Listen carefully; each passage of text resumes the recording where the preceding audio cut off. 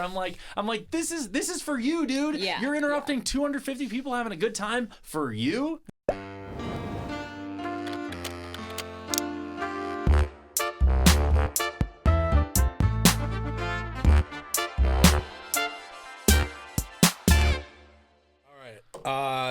Dude, super happy to have you. We got Benny Nord in the studio tonight. I should say DJ Benny Nord. That's and dude, you're in the midst of some really fun stuff that you're doing, and we're excited to talk with you about it. So I think right off the bat, because you have some cool stuff, like even the company that you started, you're the owner of Up Events Group. Yeah, Up Event Group, yeah. I want to hear all about that. So let's just start there, and then we'll work backwards of how you got into events, and then we'll keep cruising. Let's do it. Let's get right into it. So Up Event Group has been like a vision for a long time. I have been a part of a couple of like local companies, like bigger box companies that have 30 plus DJs on their roster. Went independent pre-COVID, and then COVID hit, and I was like, all my clients are rescheduling on top of each other. So I teamed up again with some other folks. But for a long time, my goal has been to like build a community of DJs who are people driven but talent focused. So the hope is like build a group of people who love people, love parties, love those atmospheres, and know how to like read a room. Most important. Yes. Read a room. Very important. Yes. And just throw killer parties. And then it feels like everything after that is details, because if those are your like core building blocks. So we're going to be launching at the end of August, which we'll see when this drops. Maybe it's already happened in the past. Yeah. So that you haven't launched officially yet, but you are the guy. So you started it already, kind of, and then you're launching. What does that entail as far as like launching it? Yeah, so it means that basically we're creating. I know there's a lot of folks who like will build a team, but it's under like their name, right? So you like, especially with photographers, I feel like there's a lot of photographers who are like, we have our associates who shoot for us, but it's like the photographer's name who started it. Yeah. So my goal was to build a brand that is inviting to other folks, that isn't like Benny Nord Entertainment, and then someone shows up and they're like, who is Joe? I wanted Benny. Why is Joe here? And they're like, and associates. Yeah, exactly. And so that was the hope. So like officially when we launch and get off the ground, people will be booking like that brand. And even myself, I'll be booking everything underneath that for weddings, private events, corporate, etc. But that was kind of the goal, is to build a brand that allows people to still have their own style. Yeah. I don't think I'm for every celebration, for every event, but I have carved out like a really nice like niche that's there's personalities involved. So it's like you maybe don't work not necessarily well, but you just don't jive with every single client, or like I don't know, even flavor of music that you're playing and stuff like that. So I think that could all play into who you're getting booked with and stuff like that. But and there's like, I always like to share too, there's so much, like even beyond DJing, like stretching to other verticals, there's so much talent in the Twin Cities when it comes to events. There are so many people who crush what they do, know what they do really well. But the more they do it, I feel like the more in tune they get with what they do and what they don't. Yeah, and you get really you kind of fine tune that and narrow it down a little bit. Yeah. And you do that for years and years, and then before you know it, you feel like you're like it's hard to describe. You're like, I know when we connect and when we're aligned, and I can tell right away when we're not. Yeah. And so, the goal is to build a brand that's accommodating to other people who maybe who have good overlap in terms of like core values. But a big question that I like to ask is this a necessity or is it a preference, right? Like there are things that I do that I don't think everybody can get away with. I don't think everybody should do. And so it would be silly for me to like tell other people, this is how you DJ successfully. Like you have to do X, Y, and Z. Because it's like you said, it's kind of like a creative endeavor that like people it's subjective. They do it differently. It's super subjective. Yeah. It had to be like, I guess, probably pretty beneficial to like work for a larger company that has like 30 DJs and be like, I like this what they do, or maybe I don't like this what they do, and like form your company in a different manner potentially, or whatever. Yeah. Or was it a model essentially, or I don't know. I think both. I think like all things, you see things out in the real world where you're like, that's how I would do that. I love that. I want to like, I really respect how they did that. And there are times where you're like, that's not how I would have chosen to do it. And it's like a healthy balance of both where there's things that you see that you're like, I want to replicate that because I think that's awesome. And absolutely. I want to build that into our DNA. Yeah. But then probably lots of things are like I wouldn't do it that not way. for us. Yeah. Awesome. Which is healthy. It's good. Yeah. Actually, I mean, there's nothing wrong with that. And like, I think that there's such a good, like you said, like so much talent in the Twin Cities and so many talented people. And there's so many events, and it's like not every single client is your client, right? Yeah. And that's good. Like, you know, it's good to know. Yeah, it's good to be able to, I think especially when you're first starting out, it's really easy to be like, I'll take anything. I take everyone, you know, and it's like, sometimes that doesn't serve you at the end of the day, right? Like you're just like, that wasn't a good fit, and I wish like I would have said no. You see that though with like new companies all the way around, because you're getting started and you're like, fuck it, we'll do it. Well, you're in like you're in a starvation mentality a little bit, you know, it's like feast or famine, and especially in this industry where it's so cyclical, it's like I got to grab it while it's there and when it's hot. And once you get to a point where you're like, I don't have to work as hard, we're all still going to work hard for it, but you don't have to like necessarily grab onto every single thing. And also like understanding that if you don't, it leaves you open to other possibilities sometimes and other things that are a better fit. So well, and I think the scarcity mindset's real. Like there's, because when you are kind of in the gig economy, or like your whole like livelihood relies on you doing your work well to increase, you know, referrals and continue to get people who want to hire you to do what you do. It is a little scary, like especially if you are pivoting to that from like a corporate job where you're maybe a little more like the security's just there. Like you're like, I know I can show up at my office 9 to 5. I know like I can clock in and clock out, go home and check out. But when you're like, there might like a couple years from now, like what if people don't want to hire me? What if they what if the whatever it was that was going for me earlier, like what if I get stale or start that's like, the biggest behind? thing. I think I was actually having I won't mention names, but I was having a conversation with a different DJ, and I was like, well, like what happens in like 10 years when you're an older guy and you're not as cool, and like maybe people don't want to book you or something? Like, do you start building a company now where it works for you eventually, instead of, you know, you get stale and then you burn out or whatever and you stop DJing? So and the weird thing about DJing is I don't think there are some DJs who'll be like, I knew I was going to do this when I was 6 years old, and my uncle who was DJing like taught me how to like there are people like that out there, and that's not my story, and I really don't think that's most DJs' stories. I think a lot of us fell into it and then fell in love with it, which is awesome. For me, it started as a like weekend side hustle, just trying to pay off student debt, student loan debt.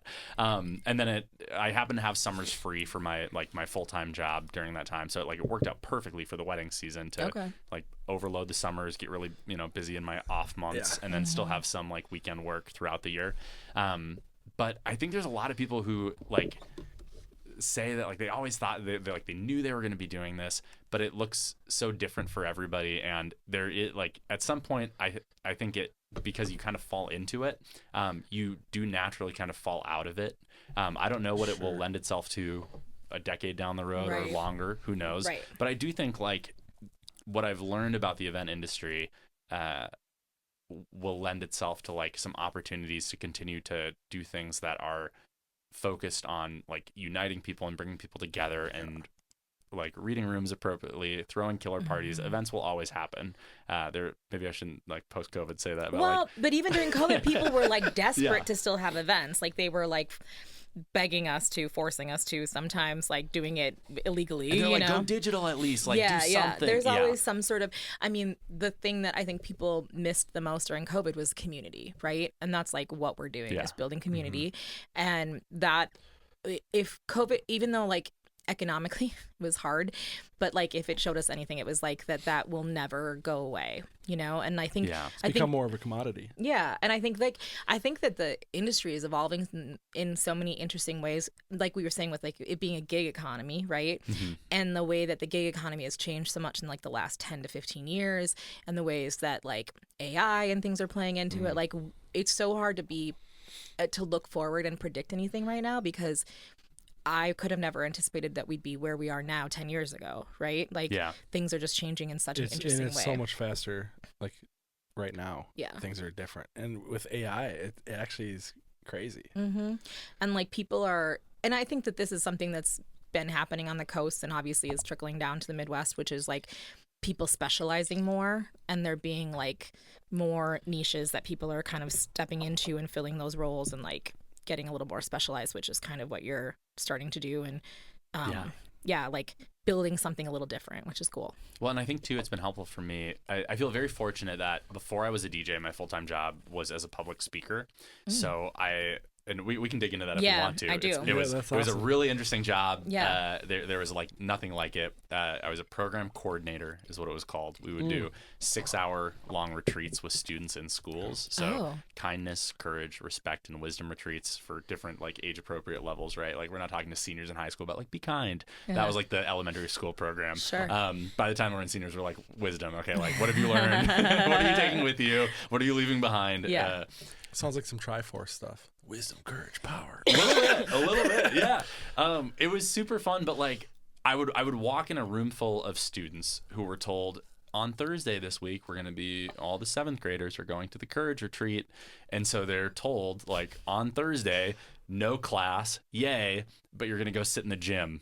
All day. Yeah. So pretty quickly you learn how to like reading a room is key, but winning a room is super important, right? Like not trying to like overpower and like come from a place of authority, because the reality is if like those students wanted to check out, they will. Yeah. Like you can't stop them. You don't have any power other than like what they're willing to give you. Yeah. And so I felt super lucky that before I started DJing, I was already like thinking critically about how to connect with an audience. Yeah.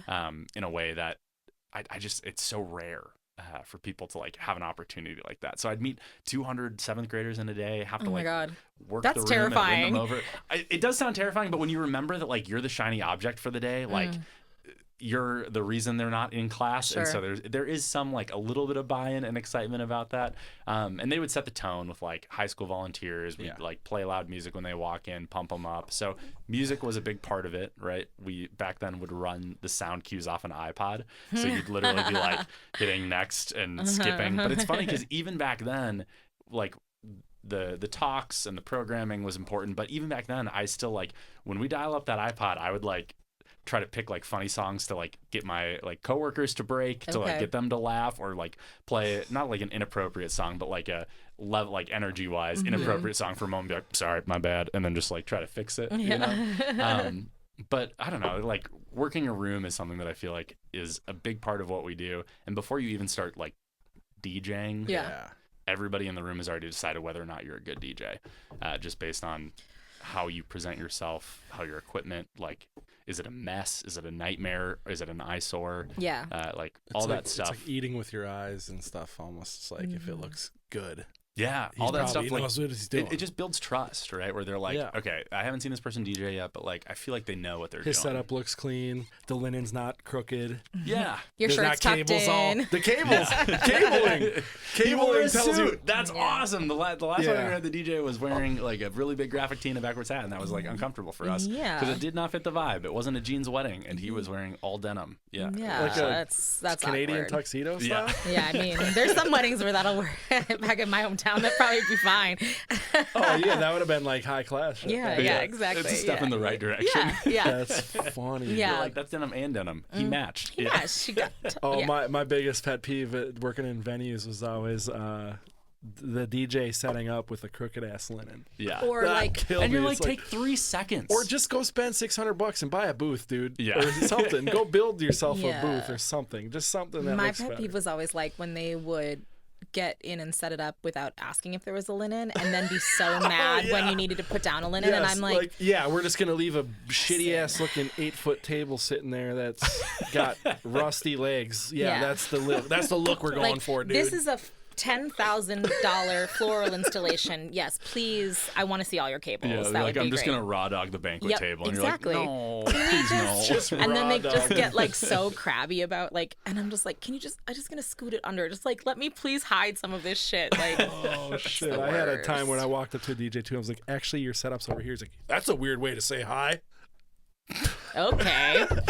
And I was like, "Dude, I'm not doing this." Right Yeah. now. Like, You're like, you let's know move- what? I'll help you move your shit, and then I'll say hi to you later when you're fucking in the right spot. Let's Oh get my our shit together. Here. I will You say. got the floor plan. I sent you the floor plan. Right.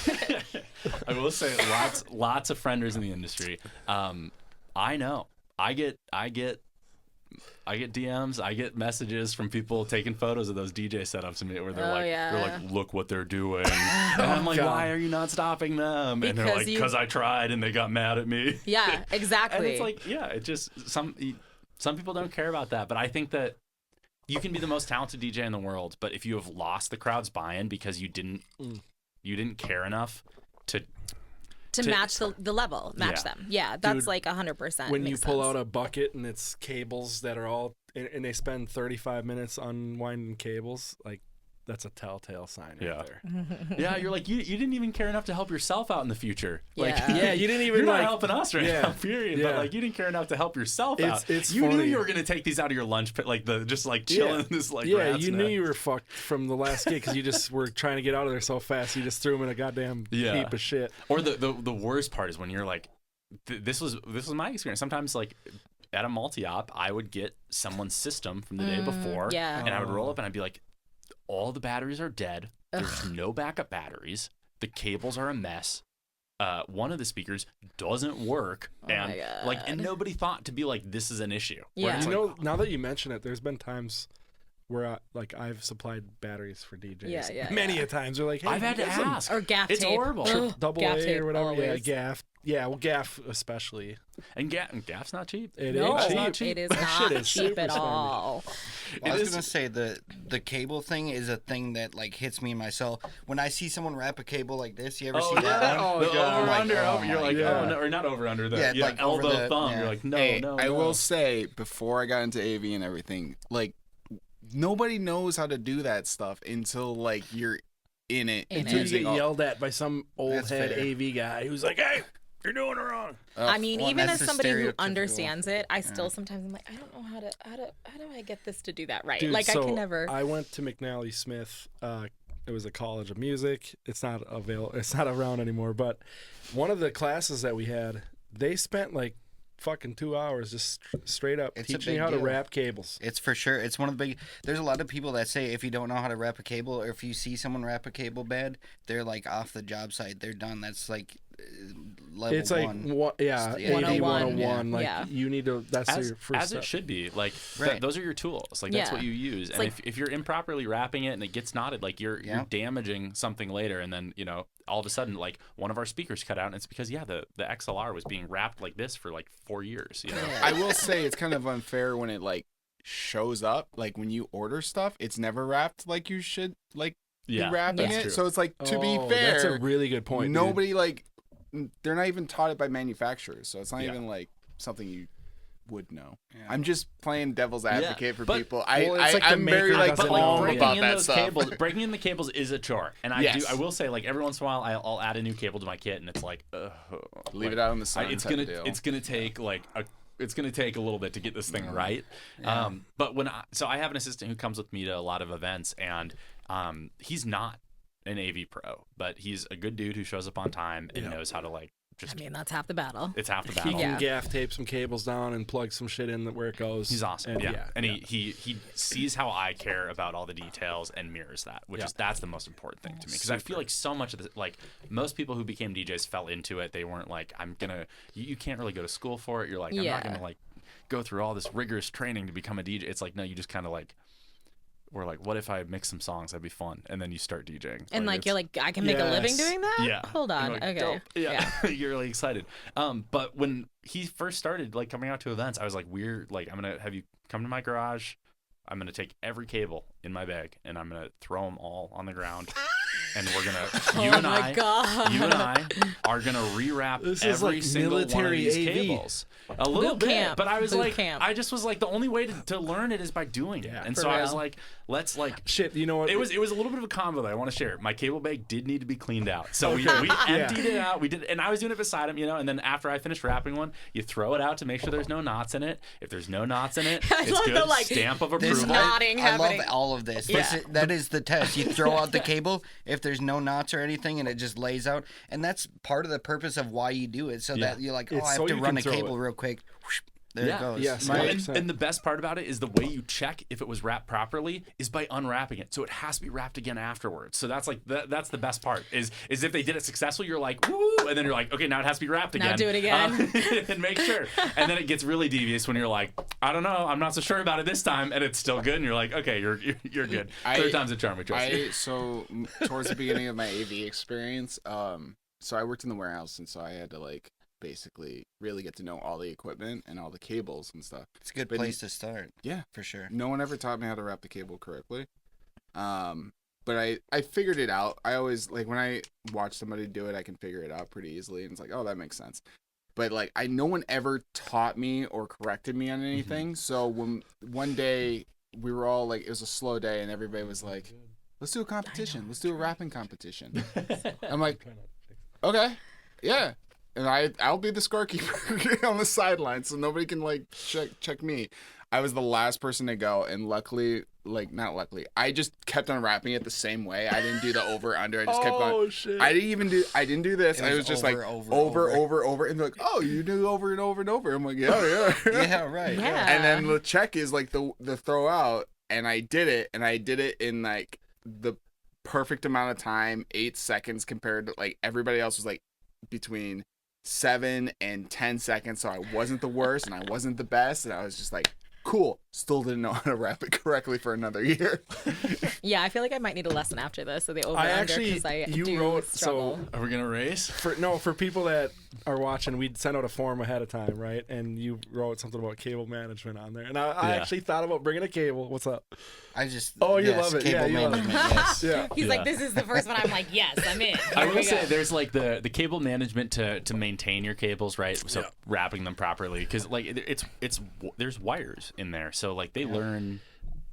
A teacher used to tell me that they have memory. Yeah, they do. They do. For sure. store You it, can yeah. feel it when you're wrapping it correctly. It kind of tells you where it wants to go. Exactly. That's why one time I found an XLR in a bag, and I was like, I don't think this is my cable, and then I tossed it out, and it wasn't tangled, but I plugged it in, ran it. Post event, I was wrapping it, and I was like, "This is not my cable." You can just tell. Like, Yeah. you're Because like, of the way it felt. Yeah. That's so Well, 'cause wild. doing a They- figure eight or they some do shit, slightly yeah. larger loops than I do to fit in the cable bag. It was so it like was slightly different, and you do anything 10,000 times, and you notice you're Dude, like, they this had is different. They had a poster on the wall of a photograph of the perfect sized loop. I love that. So you at can hold it school. up to it. So you Smart. checked out your gear. Yeah. And you went in and recorded, and you wrapped it at the end and turned it into the front desk or whatever.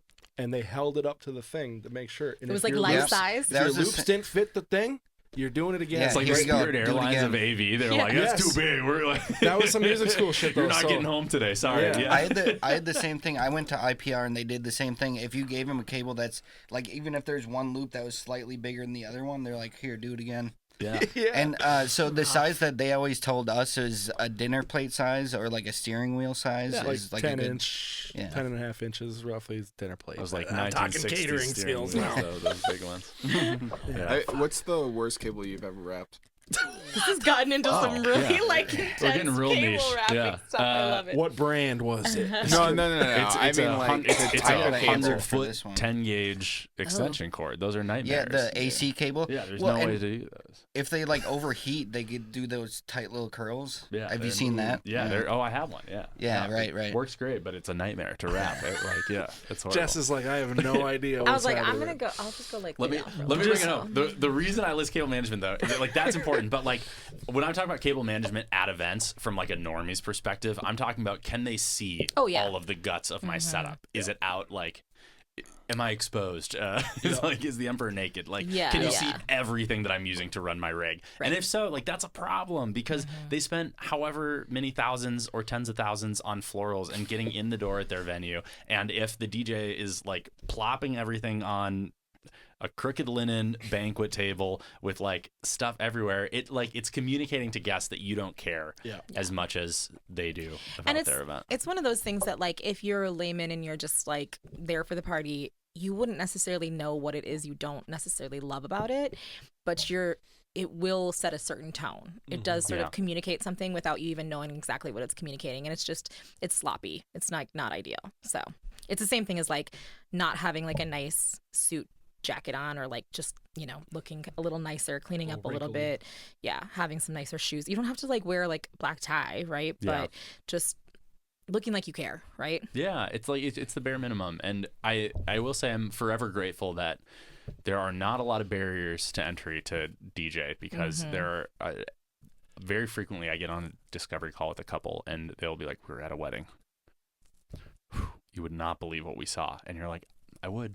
Yeah, Because I I've would. heard all the story, but it's crazy to me that it feels like everybody has a bad DJ story. Yes. I think everyone does. Well, and also it's just like, you know, you are setting the tone, like with the way you communicate with vendors, the way you communicate with the couple, but like the way you communicate with people. And not some DJs can be really, really talented on the deck, but they cannot like communicate to guests or like talk to the room. And that's like a huge, if you're doing weddings particularly, Not like all DJs are MCs. yeah, yes. Yeah, I list on my website event host and DJ in that order for that reason. Yeah. I'm not the most talented DJ in Minneapolis by any means. I'm not even probably like top 50. There's so much talent here, but when it comes to like running an event, by the time I start my DJ duties, I have earned the trust of that room through hosting and through just being personable, like showing up, showing that I care. Yeah. And yeah, there's this. We can. There's so many things I'd love to chat about. I'm doing a seminar for DJs in New York at a DJ conference, and the topic is like aligning client expectation with how you execute events, and so much of that has nothing to do with DJing. It is all just about like all the front end prep, how like in my office hour calls. Give us a couple Like the things. communication with them. Don't and give us the whole seminar, but give us a couple things. Like it's all in the details. It's the small things. So when I'm in a room and I see that there is a table that is directly in front of my DJ setup, they like are next to my speaker. There was no way around it. It was, you know, capacity was 220 and they had 218 guests. Like we were wall to wall. Right. Where it's like so I go to those tables and I make a personal connection. I say, hey, you guys, we're going to be neighbors tonight. You guys are right next to my booth. I want to let you know in a minute we're going to do the grand entrance. It's going to get so loud in here. And because you're right next to my speakers, it's going to feel a little bit harsh. Yeah. I just wanted to give you a heads up. I promise as soon as the grand entrance is done, as soon as we're done getting everybody hype, I'll turn it down so you can enjoy dinner without shouting. Dude, That that's point awesome. of connection, That's smart. all of a sudden, those 10 people, like They love you at they that point. think I am their number one advocate. Yeah. And it's because I am. I want every person in that room, because some people like they bought plane tickets. They came from far and wide to be here to celebrate. Yeah. And it's not their fault that they got seated right next to Right, next to my right. speaker. It's a thing that happened. And just it's happens. nobody's fault. It and just happens. half the time the couple doesn't even realize that that's the experience they're going to have. Yeah. And No, the bride and groom were like, fuck those people. We're putting them right in front of Benny Nord tonight. Yeah, they They're put like, all the "You're folks with hearing welcome." aids there because they're like, they can turn that down. yeah, just turn that down. Yeah, but they the thing is, like, if you don't say that beforehand and they have that experience, even if you turn it down but you haven't like prepped that, haven't had all that like conversation with them, even if you turn it down later, they're probably gonna leave and be like, it was so fucking loud. Yeah, You know, they'll think I don't care. Right. And the reality is, like, I do care. Yeah. Because, like, not because I know them or have a relationship with them, but Right. but my ability to do my job depends on earning the trust of the room. Yeah. And if I have already isolated, like, if there's like 4 tables right there, I've isolated 40 people. Right. That is like that's a quarter. That's a quarter That's of a your lot. crew. Yeah. There's and a lot if- of people who are leaving like a little cranky. You know. Yeah, little and people. if it I'll be right back. to me, it feels like the bare minimum to show them that you care, to show them that you're considering them. Yeah. That's half the is like showing that, like, hey, I see you. Yeah. I'm not just going through the motions. And like that habit came from one time where it was really bad. It was grandparents right in front of the Oh, speaker. God. And it was a 320 guest wedding. It was a huge wedding. Very so full. I had a big sound system that was gonna kick because we needed it to Yeah. fill the space. But like grandma and grandpa were gonna get blown out of the water, and I didn't want them like I literally told them, I was like, you guys should move off to the side Yeah. for this, because it's gonna be loud. It's gonna be too loud. Yeah. And yeah. I want you to enjoy the moment of the Yeah. grand entrance. I want you to celebrate it. Yeah, And yeah. it's really nice when you get like a big party crew at those tables, because they're like, oh, turn it up. We Right, don't care. right, and you're right, like, right. I will. Yeah. I will. Yeah, but people a lot of times when they're, I mean, and this is completely legit because they're doing this probably for the first time, you know, and they Yeah. don't have all the education of like you know, you're in the front of the room, and a lot of times they're putting their like most special guests at the front of the room too. They don't think about the fact that they're about to get blasted in the face with these speakers. Especially if you're in a place where it doesn't have a built-in sound system, so it's all you. Yeah. And like, you know what I hate is when people do that and they've got a too overfull room and then they need to remove tables and they're like, we'll just get rid of these tables. And I was like, but your grandparents? Like, are we... Let's be strategic about who we're going to ask to stand for 30 minutes while we prep. Yeah. Can we not move your grandparents? Because that feels really rude. I hate doing that so much. So I get that. And I think that that's a smart move. And it really like, it changes the perspective. And it's also like, so many people would recognize that that's happening, would be annoyed that it's happening, and just be mad about it and not they shouldn't have put these people here, and it's not my fault, like they did, so now you have to deal with it. And just being like proactive about like the bad news really changes people's attitude. So Benny, I had a question kind of going along the lines of like that customer experience that you're trying to provide. So I did wedding DJ for a while, and one of the things that I always found to be a struggle is the wedding couple, like once it gets into the after party, the wedding couple wants to hear this type of music, and then the parents come up and they're like, oh, this is too whatever, this aggressive, this is too much. The dichotomy. Right. So like who do you talk to? Because it's the wedding party's day, you're providing for them, but so how do you paid the deal bill? with the parents? That's something to be taken into account. Who paid the bill? But right. There's a dichotomy there. It's the wedding party's day. That's the way I see it. It's their day. Right. Yeah. I think that this is why the whole seminar I'm going to give is on expectation setting, because I think it really just comes down to making sure people understand there's going to be a rub. And so if you get ahead of it, there's ways to lessen it. Even if, like, I've had some extreme examples where I did a wedding like 4 years ago where the bride's dad kept requesting country. He wanted more country, and a couple was coming over to me and they're like, we had it up to here with country. We're ready to be like we want EDM shit. Yeah. We want sticky floor vibes. Like let's get into the we frat want basement Kendrick. party. Like we're ready to go. And so I'd start moving that direction. Dad would come over, and Dad was the one who signed the check. Right. Dad was also sheriff of a small town, and he after like the fourth time that I like started playing hip hop, he came over and he goes, we need more country. And I just tried to level with him as best as I could. I was I want to let you know, we've played a lot of country. Your daughter was really excited about playing some stuff for her and her friends, because I and that doesn't always work, because in this story it didn't work. I think that like leveling and being human with people is one of the best ways to because at the end of the day it is a creative endeavor, but it's service industry. Right. Yeah. I'm executing but like their your desires. directives. Yeah. And he goes, well, I understand that, and you can play that later, but right now I want more country. I also want you to know, I know how to make people disappear. And you're like, oh my God. And what does like, that even you're mean? Like, over Thomas Rhett? You're going to make people disappear? Like, is that for real? What the Settle hell? down, sir. Yeah, so you're like, A cop? Sheriff. Christ. Even worse. Yeah, that's like a whole different thing. The sheriff, yeah. Jesus Christ. And it, like, I took it in stride, and I was like, huh, wink, wink, nudge, nudge, and I was like, okay, like just this dude's gonna play kill some me. country, just play some Chill country. the fuck out. Yeah. But so yeah, What song did you play? You're like, I do. yeehaw! I couldn't I tell you. got friends in Low play. Okay, all right.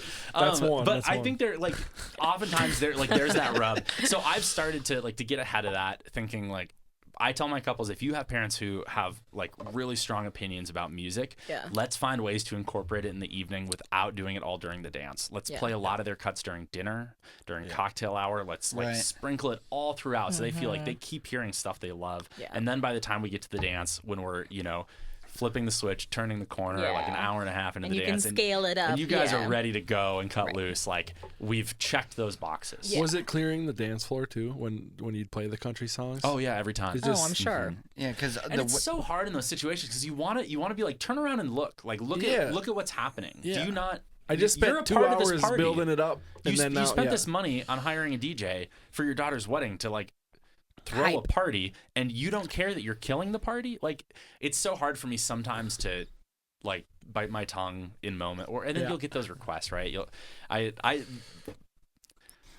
I'm a very nice person. I yelled at a guest last year. Yes, let's hear it. I want to Yeah. hear. I Yeah. yelled at a guest. Yeah. Well, you got a new drink. We're Yeah, good. We're good for a story. 2 in. Here we go. I yelled at a guest. He came up to me and he goes, he like did a drive-by request, which people do sometimes, where they walk by. They're like, "You're killing it. You're killing it. You got to play shout. You're killing it. You're killing it." And you're like, "Okay, shout's requested. Like I shout. got you." Got it. Parts 1 and 2. Yeah. Jesus Christ.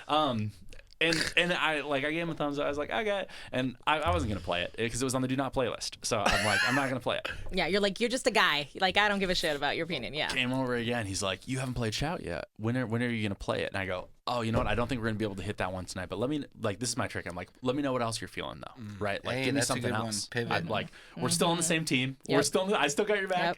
But just like not in this way. Give me Yep. something else. No, but And yeah. this guy was like, nothing else. Shout. And so so fucking So he weird. requested it again. He Okay. kept after the 4th time I pulled him aside and I was like, I gotta let you know, it's on my do not playlist. Yeah. We're not supposed to play it tonight.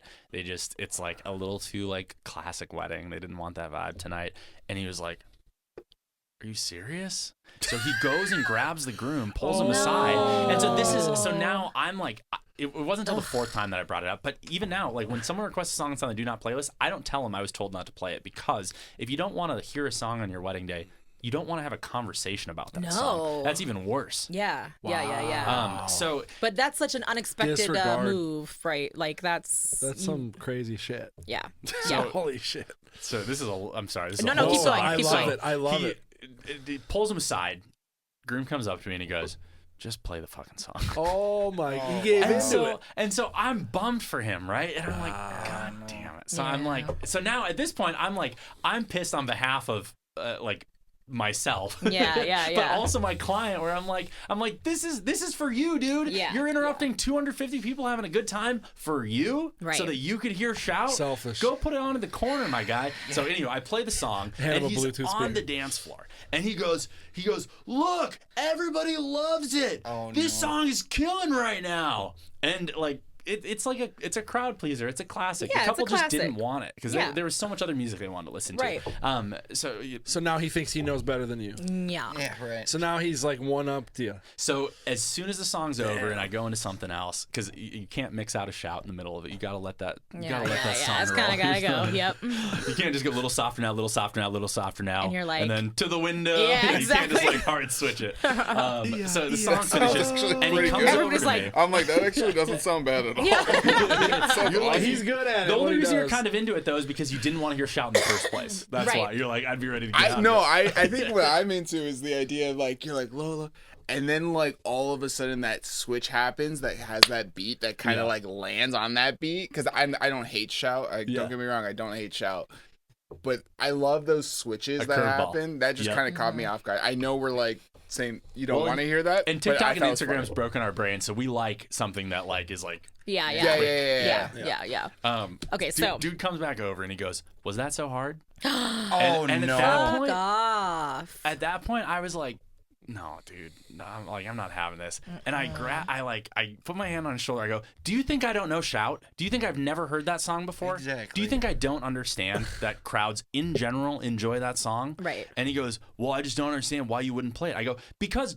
The groom, almost named bride and groom. I go, because they didn't want that song played at their wedding. Congratulations. You forced them to play a song they didn't want to listen to at their wedding. Do you feel good? Was it worth it? Do you feel good? And the dude just like walked away. And I needed to center myself after that, but I was like, that was not cool for me to lose on a guest like that. I mean, but the that's reason warranted. I lost it is because it was like, Expectations, it was like though. you couldn't take a second Yeah. Yep. to understand that there are 200 plus other people in this room. Yep. And you had to You made it force about you. your desire. Yeah. You force it on 200 plus people. Right. And sometimes I feel like people think that's what DJs do in general, is they're always just playing what they want. Really, really, really good DJs are able to play what they want and what the crowd needs. Yeah. Yeah. Like they're going to find ways to blend the two. Yeah. No, that's crazy to make it about you. I mean, I've had that conversation with people like with groomsmen, it always seems like, where I've had to pull them in and do a little, don't be that guy. And you were like Nobody giving will- him some murder vibes. Yeah. I was like, nobody likes that guy. Don't be that guy. Yeah. You know, and it's, Some people have no shame. yeah, it's so annoying to have to do, but sometimes you just, so I think Yeah. I think you did the right thing. Although I understand, I have also had to do. It's not cool. I should never yell at a guest. I should never yell at a guest. But you didn't really yell at him. That We seems need one a year. very One or warranted. two a year. Come Yeah. on, we need a threshold at It's least. so wild to me because it's like you think that I don't know that song. Yeah. Like, what do you think? Like, what do you think you're doing? Yeah. Like, You're not it was proving a never, point. It was You're not never proving a about like point. whether or not the song would work. Yeah. Yeah, It was about it's on the fucking do not playlist, man. It was I'm about doing what the couple what the wanted. Yeah. exactly. So you've fucked up their day. Good job. Yeah. Like you've now, and it's like a 5+ minute song. So Yeah. it's like you took up 3 minutes of his time like complaining about not hearing the song, and then he gave him another 5 minutes of just twisting the dagger of like listen to a little bit softer now, like a couple more times. Like my gosh, How old was wasted this 8 guy? minutes.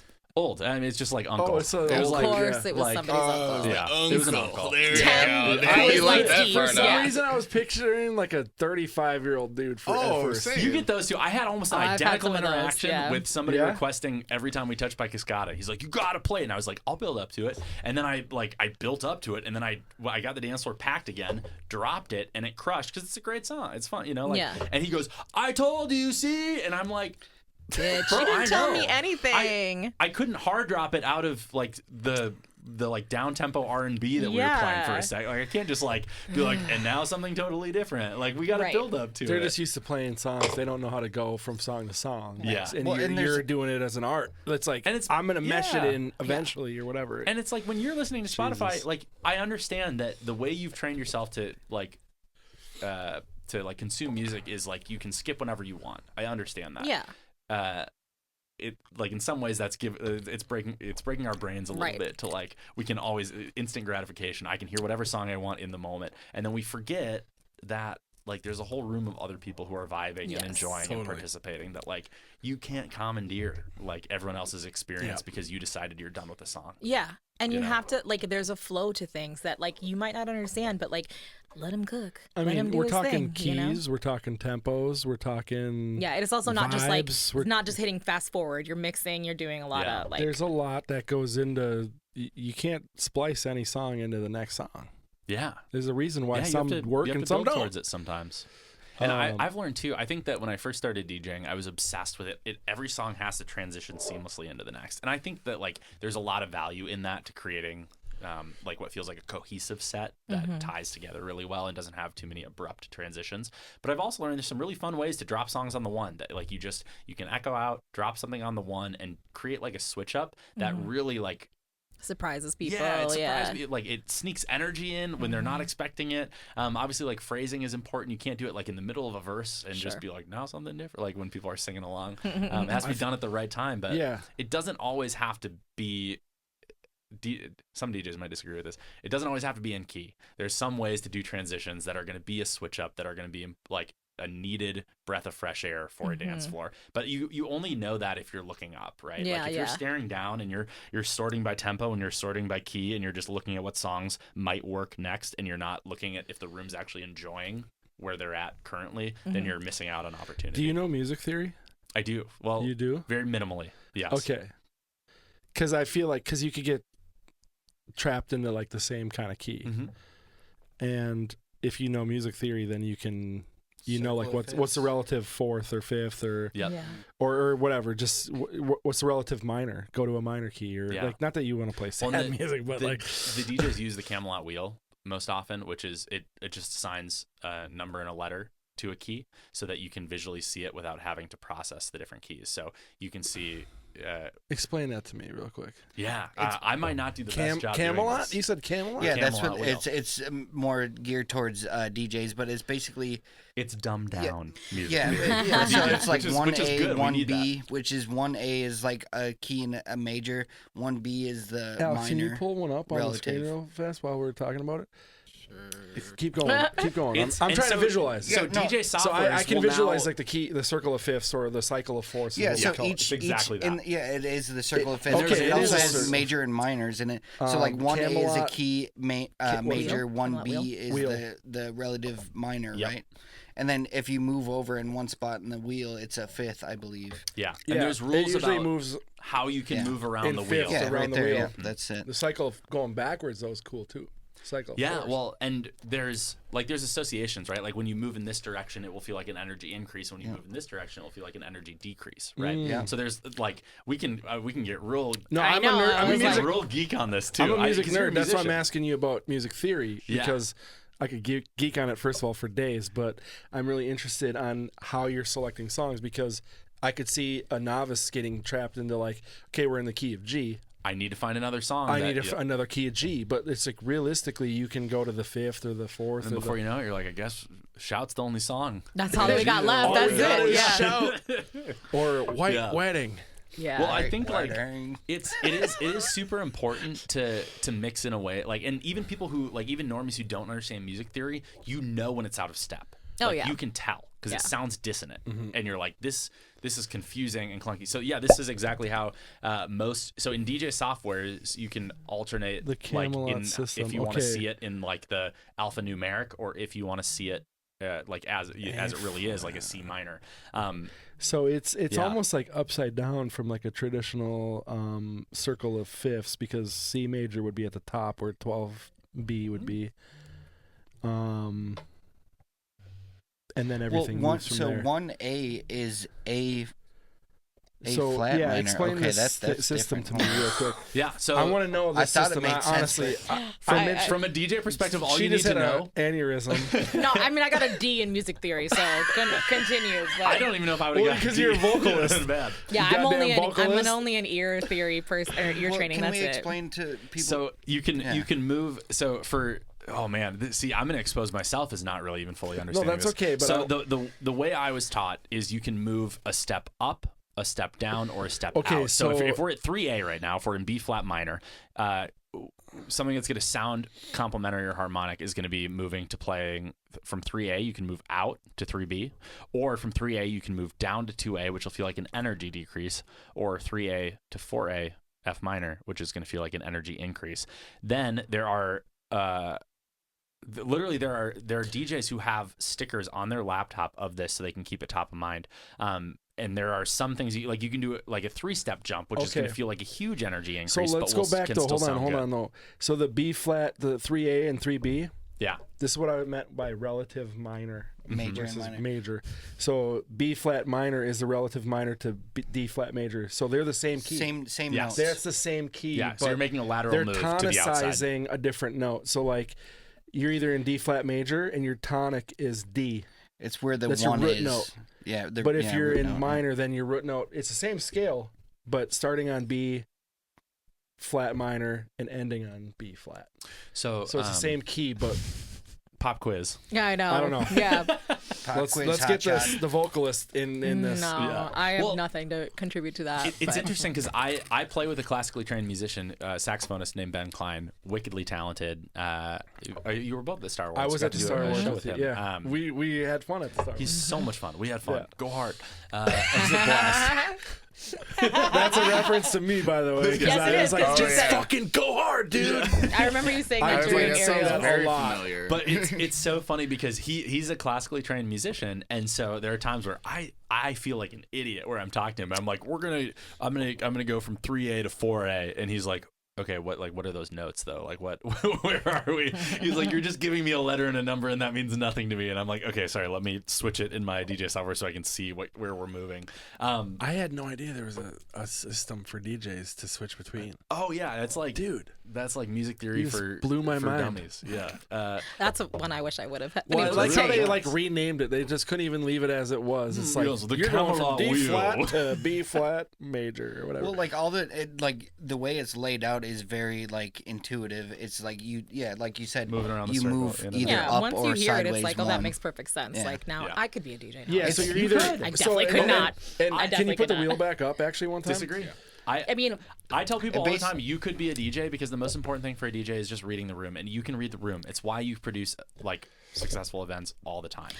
yeah, I have listened to enough dance parties that I probably could just be like, I know that this song follows that song. Like when Ooh, okay, you know, wait. like Never mind that. you know what I hate is when Sorry. No, you're good. like when it's so stupid. It's so stupid, but when it's like 7:15 and someone plays Sweet Caroline and I'm like, what are you doing? Oh my God! What are yeah. you doing? You're Why like, would it's you still bright out. The birds are chirping. what are you doing? What are That's you an doing, buddy? 11:45 song. Hands touching idiot. you. What are It's we like one doing? of the last 5 or 6 for sure. Yeah, 11:45. It's at that the and most. then fucking, what is it? Journey? That's a drunk sing-along set. Yeah, song. everybody's gotta be those are real my drunk drunk. sing-along set. Yeah. I save those till late. Piano Man. Piano Man, especially I if will it's say- the bennies and I don't feel like you play a lot of Piano Man. I don't. Let me give you guys a pop quiz though. There for a long time, there were the big 4. These are the 4 songs that everybody ends a party with. You named Closing 2 of them Time. just now. You named 3 of them. So Piano Man, the other one. Journey. Yep. Don't Stop Believing. Yep. Closing Time. Closing Time. Closing Time. And Can we guess the 4th one? Yep. Yeah. Okay. No, we didn't guess it. No, I said, can we? Oh yeah. Oh, guess. yeah. That's what he's is quizzing us it- on it. Is it Mr. Brightside? no. Now that's the new. There's. I think- know- I know that's a I think big we're in one. the era of a new big 4. Okay, I'm okay. seeing there's like songs that I'm noticing everybody wants to close their party Okay. with. Mr. Brightside is one of the newer ones. But Okay. 5 years ago, the big 4 were Closing Time, How do we not know this? We got to know this. I Journey. know. Let me think Piano here. Man. Sweet Caroline? No, Sweet that Caroline. was. Oh, okay. I Oh, thought I you was like, said. that's what we talked about. that. Yeah, I Oh, thought it was in our. Yeah. Okay. That makes So sense. those were the big 4 that it felt like everybody was like 80% of the couples I was working with were choosing those songs. Yeah. Now people are picking a lot more songs. I think that Mr. Brightside has been one of the staple What's the late new big night 4? songs. I think Mr. Brightside's one of them. I think I'm getting a lot of requests They for actually- all the small things. That's like Oh. another one. I mean, it's cyclical, right? Yeah, so yeah. these are like the I songs have heard you that want one to a lose lot, your voice like- belting out. Yeah, that's been a big one where people are very like into it lately, and I was Yeah. like, huh, okay, that's I back. love some good Blink 182. So Yeah. they actually ended. So I don't know if you watch. There's a football series called Hard Knocks that happens every year, and it's like a documentary about a specific football team. They literally just ended their first episode with Mr. Brightside. So that's why it was stuck in my head. It's But a like great it works. closer. Yeah. It also it checks the box of like just being like a belted out classic. Like everybody knows every word. They're gonna have fun with it. Yeah. Everyone can sing She's along. calling a cab. It's great. So I love that.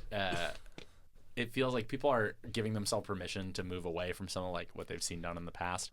But it's funny because then at some point it stops being that, and it's like, oh, you're just doing like now I'm just playing Mr. Brightside to close out so many parties. Yeah. Like you're all picking that all Yeah. together. You're also very unique. Yes, Yeah. every single one of you. Yeah. It's really hard for me sometimes to not on calls with clients like reference the other times I've seen it done, and I try to be really mindful of that because I want everyone to feel super special and unique, and like your party is your party and it's so different from everybody else's party, because there are like core key ingredients that can Yeah. create a good party, and oftentimes when you're gathering 200 people you need some shared experience, and Yeah. having a known song is a big part of it. But it's so hard for me sometimes to not be like, oh, I did that last weekend, and because I don't want to say that because I don't want them to be like, oh. Oh yeah, I want something Oh, different. they think they're original. Yeah.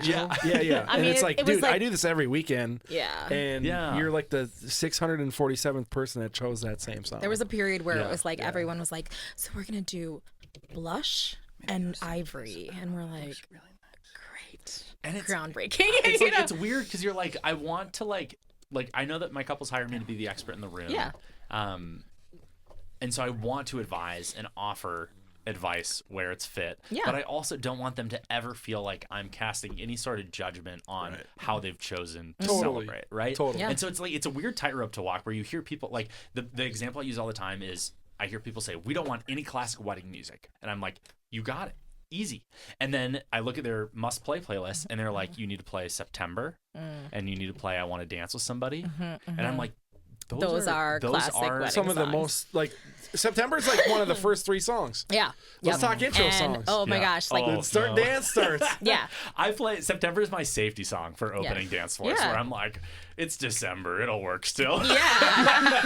I'm like, they'll be fine. Yeah, it'll be fine, It's it'll the be fine. 21st night of Yeah. December. Dude, And That then is like 45 minutes hilarious. in, I want to dance with somebody. This yes. is Yeah. December. When like all Oh. those bridesmaids take their shoes off and they're ready. Yeah. That It's so is funny to me though, because it like for whatever reason that's a carve out. They're like Love Shack is classic wedding, Shout is classic wedding. I Yeah. Want to Dance with Somebody is not, and I'm like, But it from my perspective, it is. But from yours, it's not. So then that's where like it gets really tough. Yeah. Because it's like, I don't know I can't What's your level of, like, where are you starting at, right? Because you're starting at 10, they're starting at 0 of, like, what they're accustomed to or what they've seen or how many they've been to and all that. Yeah. So, yeah, it's the burden of knowledge, as we have referenced before. I'd have to, I feel like, I don't even want to know, but I could dig back through all my set lists and be like, when is the last time I didn't want to play, I want to dance with somebody? But it's I get, even if it's not a request from them, I never get do not plays for Whitney.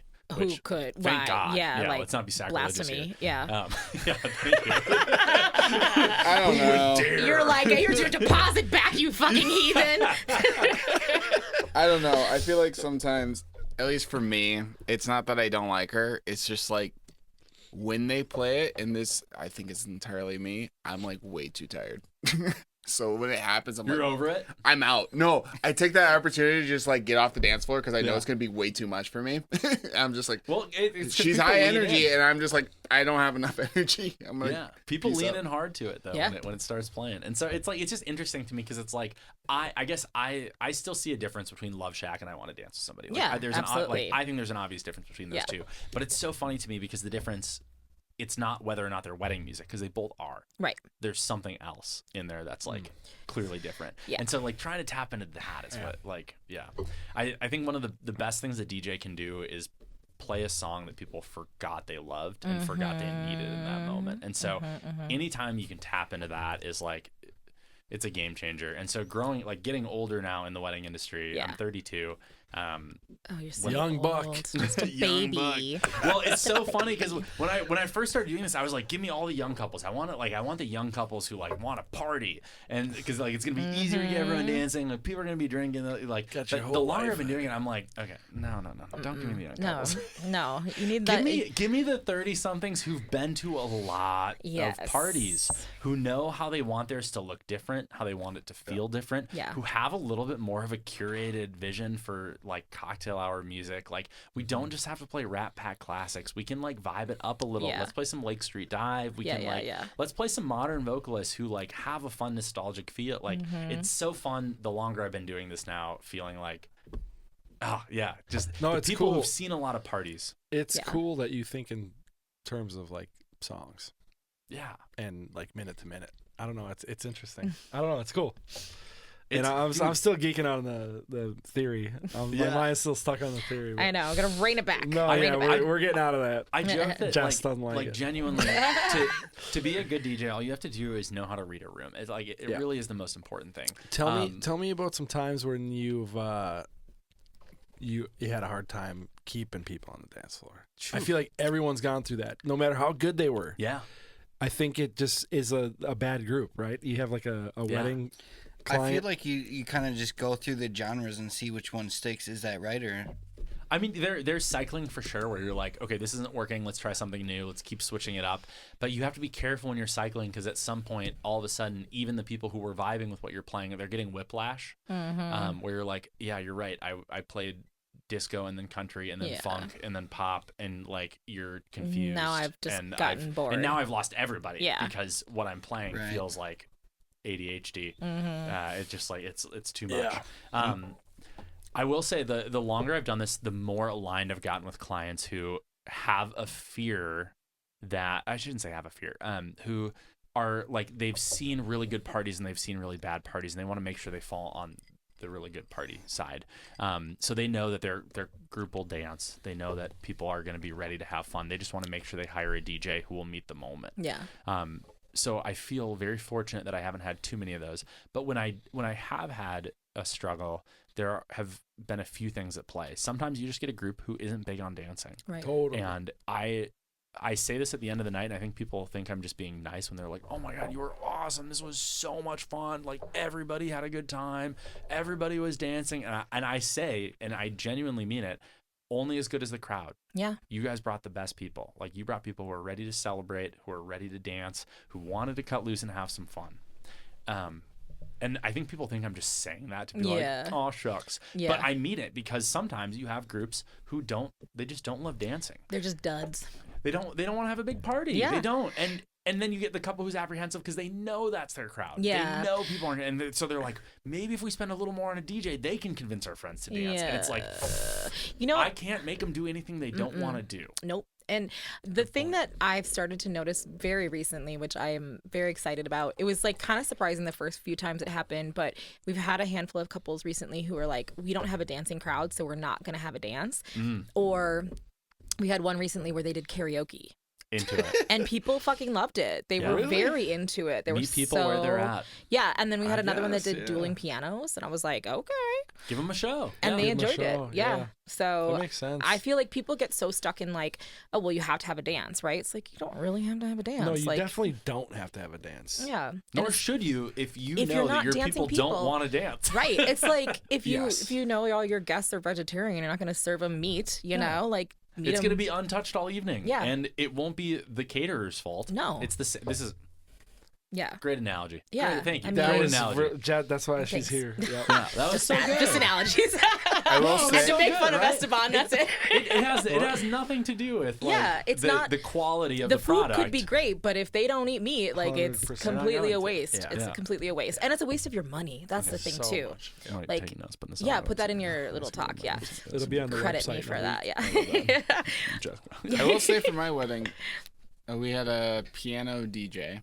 So he like would play the piano. I think it was Rocket Piano. I think Oh, I he's- know him. Yeah. Yeah. He was at my wedding. It was 2020, so there wasn't a lot of people, but he did. I don't know how it happened, but like Hamilton came up, and they knew. I think my sister-in-law did something, but like they knew I was into Hamilton at the time. Yeah. Like I went to go see it in New York type of deal, and I like went out, and my name is Alex, short for Alexander.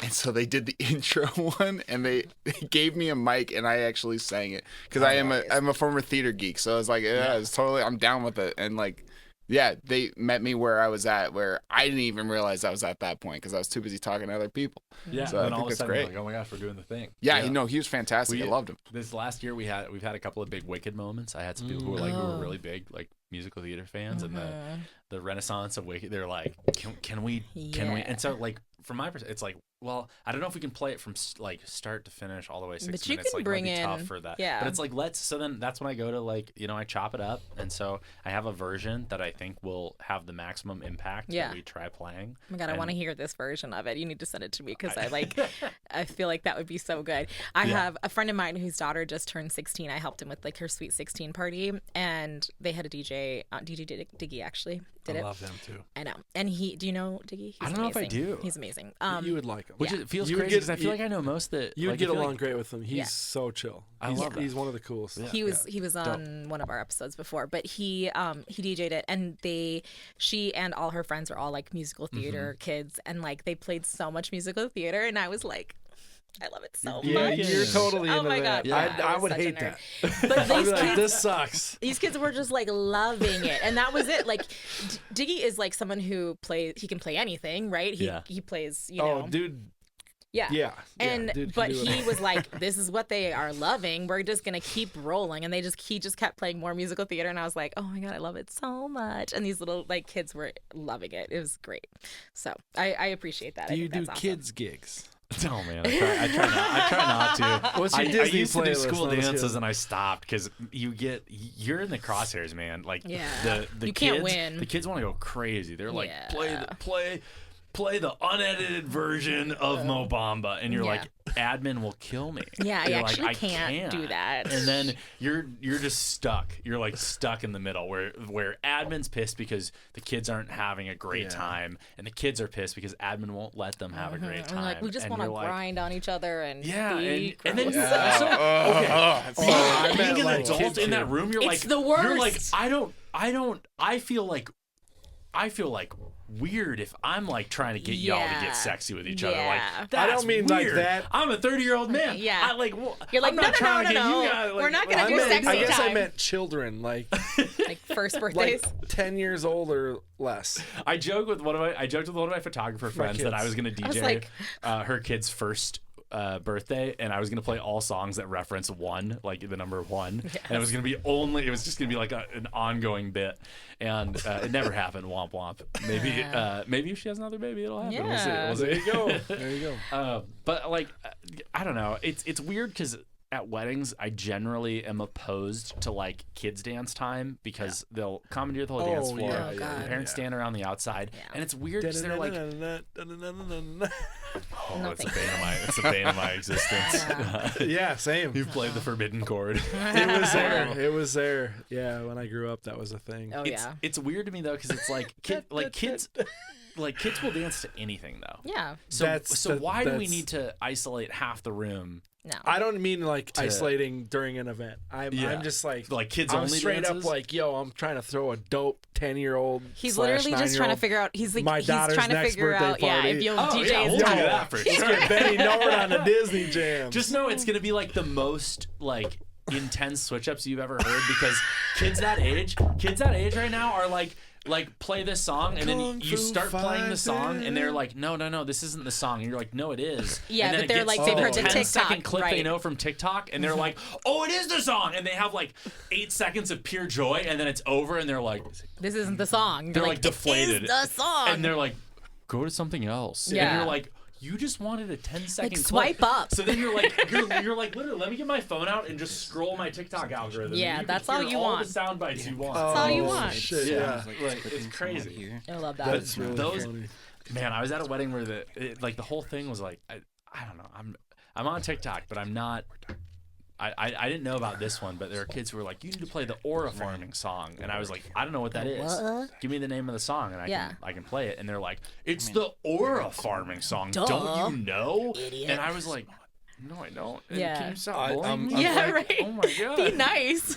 And then the woman who was like in charge of watching them like pulled me aside and she was like, they have been ruthless to me. They need you to play that song. I was like, I need you to find out what song it is. I don't even know what the fuck it is. Right. So they can leave us all alone. Yeah. And she's like, I can't find the name of the song. I'm looking. I can't find it. Oh I my don't know what it God. is. I was like, oh my God. I just do we made do? sure I was following you on TikTok. Oh, I was ready. I posted a lot of TikToks. Yeah, I'm on it. I was already on it. I should've- Okay, so speaking of non-wedding things, I want to talk about fresh takes. Tell us about that. Yes. Like, what's this? Okay, this is Fresh Takes is it's one of my favorite things. I wish that I had more time to dedicate to it. If in an ideal world, there would be a bigger market to just like really do stuff like this, but there's not. So you have to do it for the love of the game a little bit, which is all good. A buddy of mine, Lucky the Unfortunate is his DJ name. Super talented DJ. He's open for Zed and a few other big names. Awesome dude.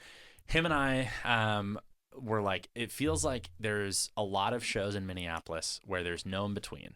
You're either listening to all house music all night long or you're listening to top 40s all night long. There's no like catering to people who really want to dance but want to get outside of the like who want to like dig deeper, play some nostalgic cuts, play dance music not just like playing top 40 or just 128 BPM all night long for 4 hours. So crazy, mean, right? 100%. Yeah, Yeah. but you've been to those shows Yeah. where you're like, is there gonna be a there's- switch up? Like, are we Yeah, just where's we're the just slow song? we're just doing this the Yeah, whole yeah. night? And you're like, I'm not on anything right now. My This is neck doing nothing hurts. for me. Yeah. My back hurts. Yeah. My knees aren't kneeing like that anymore. I'm an Yeah. elder millennial. Like, okay. So yeah. we wanted to create like a pop-up show that we've rotated venues. We've had the privilege of playing a lot of really cool spaces in Minneapolis, but the goal is to like provide an elevated set list and programming that's gonna be a little more focused on the dance floor, playing the songs that you forgot you loved that you needed, without just like sitting in one pocket the whole night. And so that's been super fun. And in the same way that I think about my relationship with like DJing weddings and corporate events, production is a big part of it. The show that you put on, like, it's why people love concerts. Yeah. The music is awesome when it's complemented with super phenomenal like stage effects, lighting. It takes it to like you can see and feel exactly what the artists are trying to convey. And so by no means are we doing that. Sure, but we're trying to get closer to it on a smaller scale. And the building an goal is to experience. throw like a better party that is like really dance floor focused. And so that Fresh Takes was a venture that we started that's been a really fun, like, the best way to describe it is like a passion project. So is it a culmination of different artists? Yeah, and we rotate DJs who play. So it's just like a rotation. Yeah, and it's we always, every time we're doing a show, we think about the space we're going to be at. We think about when it's happening. Are we competing with like, is there like a big dubstep show happening that weekend? Like who else is throwing parties? And how can we do something a little bit different that's going to like speak to an audience that like the core through line is like people who love dancing and want to like go have fun, enjoy themselves, cut loose, but feel like there's not a spot for them to do that. Yeah, I mean, I definitely fall into that. Like because when I was we'll do like a show choir, theater kid. Yes. No, fresh I don't need it. takes. I actually don't need that, but I do like some of it is just that I've like aged out of some of the places that like people go to dance, and now I'm just like, I want to go dancing. Like, where can I go do that even? And when I was looking at your stuff and like Fresh Takes, I was like, oh, I wish I would have. I saw the one that you did at Steady Pour. I remember seeing it pop up, really and I fun. was like, just not available or something, and I didn't make it. But I'm really excited for your next one because I'd really like to go dancing. Yeah, and we I'll got to take my get knees another one on the beforehand. books. That one was one of my favorite lineups for a few reasons. We had, I mean, Sophia Aris played, which she's a talent. She's so talented. She played at our conference last year. Actually, it was amazing. So she's great. She's so good. So she played. Lucky played. Mickey Breeze is a super talented local DJ who does like a lot of battle style DJing. So he's like insanely technically proficient. Yeah. Sometimes DJs who are super technically proficient are like too good at their craft that like normies are like, what is happening? What Like is I'm going listening on? to like arrhythmic like scratching and it's confusing me. Yeah. But he does it in a way that is it's so fun and so engaged. There's so many talented people in the Twin Cities. He's one of them. But it was one of my favorite lineups we've ever had. It was phenomenal. That's cool. We want to do more. Yeah, no, I'm excited. Well, I you've got gotta this check it whole out. new project launching right now, so obviously that's the focus. But once you get that underground, maybe or on the kind of going, you can get your next one set up. So that's cool. Yeah, it's tough too because I feel like all the things that I'm doing feel connected to each other, but from like an outside looking in perspective, it doesn't always feel that connected. I think where it's like, oh, that's your wedding brand, and that's your like public show, like that's your thing for like public events, and it is like as a DJ, it's like really weird trying to figure out how to like brand and market yourself as somebody who has range, who can do a variety of things, especially like with the wedding world. When people hear wedding DJ, they have a lot of it gets really pigeonholed, and you do assumptions have about to what like it looks like. you have to create sort of a different identity for all of those because like a corporate entity is not going to look at your wedding brand and want to book you necessarily for a corporate gig, and like vice versa. And I mean, I think that maybe it's just because I have the burden of knowledge again, but I feel like I don't think it looks disjointed from the outside. I think it makes perfect sense to have like different outlets, but it's all symbiotic. Like it all kind of feeds each other. So well, and I think for DJs out there, like play public shows, find opportunities to play in public, because if you only do weddings, you're gonna struggle to figure out how to like get out of the box and play things that people forgot they wanted to hear. And I think so much. So like with Up Event Group launching, something that we do is like we share set lists with each other. We want to like inspire each other and be like you would not believe what I got away with at this wedding. Like I played Last Resort by Papa Roach. When's the last time you played that at a wedding? Like when's the last time you were able to drop that in? Yeah. And it crushed. It worked perfectly. But here's how I set up the moment to get away with that. I think that's gold. Yeah. That's straight gold. And if you're only playing weddings and you're, I don't know. Do you know Mad Mardigan? I do. Do you follow his stuff? I do, yeah. They talk about how they set up a lot. Well, you watch any of because that? they do stadiums, they do arenas. They do arenas and stuff. But what they do that I think sets them apart is they do music programming for in-person events. So they do the live DJing. Like Mad Mardigan does halftime shows where he'll do a 15-minute set it's technically proficient. It's like high energy. It's like a 15-minute just like sprint where it's like all energy all the way through. Yep. But they also program the event after like a really huge made three from the Minnesota Timberwolves. Thank you, Anthony Edwards, 3-point leader. They play the right song in that moment to meet the moment, and that programming is as important to me as like the technical 100%. Proficiency. And that stuff is what really sets people apart. I know that because Generation Now, so I watch a lot of their content that they create, and you see them just in like meetings. I don't know if you watch any of it, but yeah, I do. They're like, hey, this song killed, and they're just talking about like a way to transition from this song to this song or whatever. So I thought that was really cool. It's like it's awesome to see that, just like what's working, what's not, and that collaboration. The collaboration, and just like that's kind of gold. Hold up though, I want to back up a little bit. Here we go. Dude, I want to hear about. I do want to back up because we just jumped right into this thing tonight, and then we're here now, but I want to back it up. So, because I'm interested in how you got into this whole mess. Yeah. Shit. So, I really want to know. Like, I think it's always funny to like remember like the first gig. You know what I mean? Oh, I remember my like first how gig. green you were. It was bad.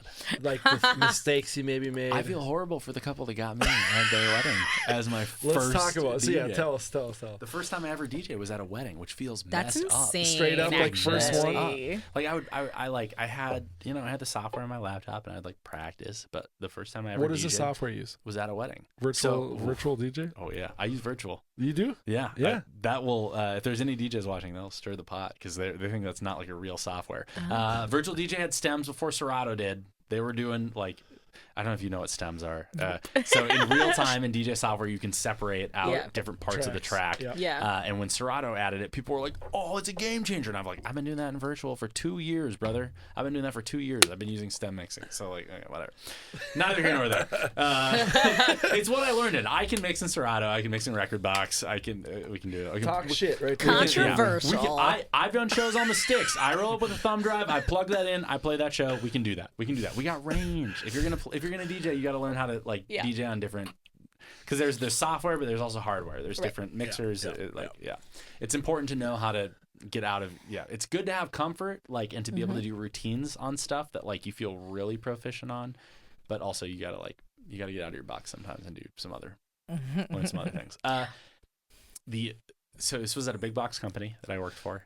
The first wedding was the owner's cousin's wedding. So your first wedding ever, you were already working for a DJ company?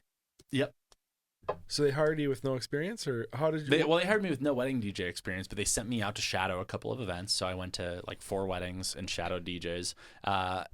Do you know Anthony DeBose, Aquel? Yeah. Yes. Yeah. Buddy of mine. I shadowed him at this company, and I broke his cart. He will bring it up every time we're around other DJs. He's like, "Oh," when he was my roadie, he fucked my shit up. His last name's not DeBois? No. Okay. Well, unless I've been mispronouncing his name for a decade, which if that's the case, I'm How so is sorry. it? DUBOIS? No, OSE. Oh, okay. I think. Okay. Oh man, now I'm exposing myself I'm just in curious. real time. But I was shadowed him, and he'd been doing it for a long time. It was so fun to watch him like do his thing. He's a hype man on the mic. He's a blast. He's so good at what he does. But I was like trying to figure out how to tear down, and we had a rock and roller cart, which if you've used rock and roller carts before, you need to push down on the cable that ties it to release what the arm becomes thing. the arm. Yeah.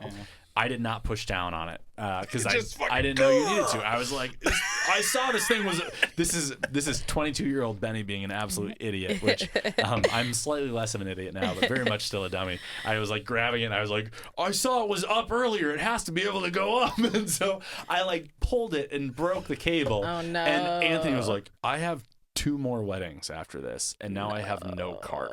What were you doing, bro? And I was like, I don't know what I'm doing. So they did like there was some training, but it was not like proficient by any means. He should have showed you how the cart works first. Yeah, well they probably did, but they were also showing me how so many other things work. They were trying to teach me the over/under method on cables, and I was like, I don't have to do this with this cart. Like, there's a lot of things to be learning in real time. Yeah. But I remember I got a note from the owner who was like, by the way, that's my cousin. That's a lot of pressure. Don't mess it up. Don't fuck it up, bro. The good news is they already met with you and they liked you, so go get them, Tiger. But have good luck. It was horrible. The wedding was awesome. I did as good of a job as I could have for the tools I was given, it was still a great party. It was an awesome crew who wanted to party. I'm not going to go so far as to say they would have been better off with just like a Spotify playlist. Probably they would have been close to it though, because I didn't know what I was doing. But at that point, my full-time job was I was on the microphone as a public speaker, so I knew how to do that. I warm the room up. That's a big the room. part of it. Yeah. It's a big part of it. Yeah, if you can sound good. Yeah. So we got to the dance. We finished. I think I think they paid me to stay an hour later than I was supposed to and like keep playing. So it Because couldn't have been that So you were bad. doing good. it took me forever to tear down. I was like still striking cables at 2 a.m. and finally I got out the door. And the venue's I'm like, driving Jesus home. fucking Christ, I got a speeding ticket on my way home because I was 22-year-old dummy driving way too fast at 3 a.m. trying to And get you home. weren't drinking on your way home? No, no, I was not. I would Just a roadie on the way. Yeah. drinking on the job. No. At my first wedding, I was like, I That's good. don't drink at weddings like today because I worry that someone will see me with a drink and they'll be like, is that his first or his eighth? Like, Right. and so I'm super like image conscious about that stuff. Like, not That's great. because I care so much about my image, but more so I don't want them to have any apprehension that the DJ might be having a little too much fun. Well, and also if you're Right. driving home at fucking 2 a.m. Well, And that's you're the tired. worst You've time been to be driving, working. Yeah. And then there's that part Yeah, of it. yeah. I don't so- drink ever at work either, and people sometimes are like, "Have a drink," and I was They're like, like, loosen up, especially the DJ. Sometimes they're like, have Yeah. fun with us, and it's Yeah. like I'm enjoying myself right now. "Yeah, Like, you I can guys have a good time we're having without a good drinking." time. First of all, and secondly, like, I'll just fall asleep and be sleepy. So like, it's not worth anything. And also, like, if there's a fire, I think you want me to be sober. You know, I don't know, but what do I You know? want somebody to keep the peace. Yeah, exactly. So on my way home, I got a speeding ticket that offset exactly the amount of money that I made for the event, including Amazing. tip, which was like it was A couple $100. yeah, and it was like That's well, classic. It wasn't Keeping that you much humble. money. I was not getting paid very much to work weddings. I just like I'm trying to remember what a speeding ticket costs. I haven't had a speeding ticket in a while. I've had a couple parking tickets. But 130. Yeah, it was. was there, yeah, so It was it undid how much I earned for the day. Damn, that sucks. And it was just like it was like and then after the ticket, right, driving home, just like what? Not even home. White I'm not driving knuckling it? home. I'm driving back to the warehouse to drop Oh, off you the gotta gear. drop it all off and then I'm like drive white home. knuckling the steering wheel. I'm like, I'm never DJing another wedding and you again. did it, and now you're doing them all And the now time. here we are, and here you're we are. Here we starting are. a whole It's my nother full-time business. job, yeah. Yeah. But it was. I Damn. mean, that was like it's like why did I even do this? I was like, why did I do this? How long It did did deter you you. do like a full-time job and do this on the side? Like, when did you go out into this full-time? 4.5 years. November of 2019 is when I was like, let's go all in on large in-person gatherings, baby. Yes. Nothing could go wrong. What could possibly happen? And then Same. something happened. Yeah, December 2019. Let's not talk Something about that. happened. Yeah, yep. I know exactly how that Yeah. feels. Yeah, But yeah. I will say I am so grateful for the timing of it all because as you guys experienced, there was a post-pandemic boom. Yep. And if I hadn't made the jump when I did and set up some infrastructure, some level of like, for me, like skin in the game of commitment to like wanting to see if I can make this work. Right. I never would have been able to like honor and service all the contracts that were coming in. And we talked about this earlier. I wanted to say this, but I didn't want to. We were talking about so many exciting things. Music theory. Music Just theory, kidding. yeah. No, it's just like- Back to the It's like Camelot. the least exciting thing, you know? Yeah. No, but when you're in the gig economy, I feel really grateful that I can't remember who it was, but somebody in my life was like, it's okay to have a few yes years. You can have some yes years where you're like you're saying yes to things that you know long term you don't want to be doing. Right. But it's important to know what that is. It's part of the growth. Yeah, because it'll help influence Yep. it. And so, post-COVID, like those were my yes years. Yeah. I was saying yes to anybody that wanted to pay me to come do their wedding, even if the music they were asking me to play was not what I like playing. Even if I like off rip could tell like we're not like I was like I'm still gonna care about your wedding and I'm gonna deliver an awesome experience, but it's just like it's not what I want to be doing long term. And those yes years were super informative for me of how, when I started a team, how I want to be mindful to make sure that, like, so in conversations with the DJs that are joining our team, I'm asking what is your minimum, like, I'm not going to go work a wedding unless I make this much money, because it's not worth it for me to, like, our inventory is our Saturdays. Yeah. It's our time. It's Yes. our lives. We're not just selling that service, we're selling Yes. the days. Those are like half the It's a battle. day I'll never see again. Yep.